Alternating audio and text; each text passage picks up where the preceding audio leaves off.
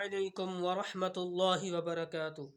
میرے محترم بھائیو دوستو، آج میں نے آپ کو جنت الفردوس کا وارث بننے کے لیے مجرب عمل اور قرآنی وظیفہ بتانا ہے کہ جنت الفردوس جسے نبی کریم صلی اللہ علیہ وسلم نے فرمایا، جس کے بارے میں کہ جب بھی تم دعا کیا کرو تو جنت الفردوس اللہ سے مانگا کرو، کیوں؟ یہ جنت کا سنٹر ہے۔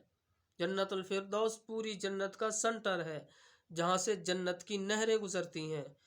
تو فرمایا جنت الفردوس کا وارث بننے کے لیے مجرب عمل اور قرآنی وظیفہ کیا ہے، اس کے بارے میں آپ کو بتانا ہے، اور ویڈیو کو آپ نے مکمل دیکھنا ہے، کہیں سے سکپ نہیں کرنا، کہیں سے بھی پوری دیکھنی ہے۔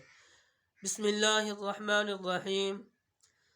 قد افلح المؤمنون الذين هم في صلاتهم خاشعون والذين هم عن اللغو معرضون والذين هم للزكاة فاعلون والذين هم لفروجهم حافظون إلا على أزواجهم أو ما ملكت أيمانهم فإنهم غير ملومين فمن ابتغى وراء ذلك فأولئك هم العادون والذين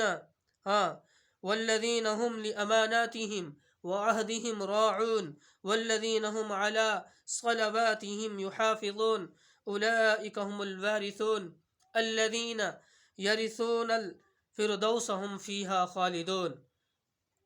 یہ سورۃ المؤمنون آیت نمبر 1 تا 11، پارہ نمبر 18 ہے۔ تو اس وظیفے کو آپ نے کرنا ہے۔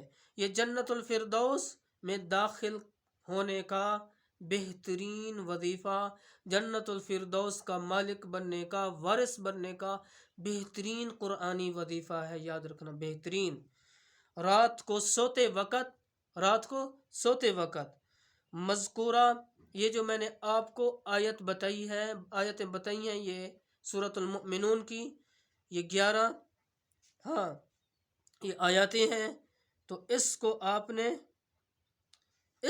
نے سوتے وقت پڑھنا ہے، کیونکہ یہ آیتیں جو ہیں عزت کی حفاظت کرتی ہیں، فائدہ سنیں، اس کا فائدہ کیا ہے۔ جنت الفردوس کا مالک بننے کے علاوہ، وارث بننے کے علاوہ اور بھی اس کے فائدے ہیں۔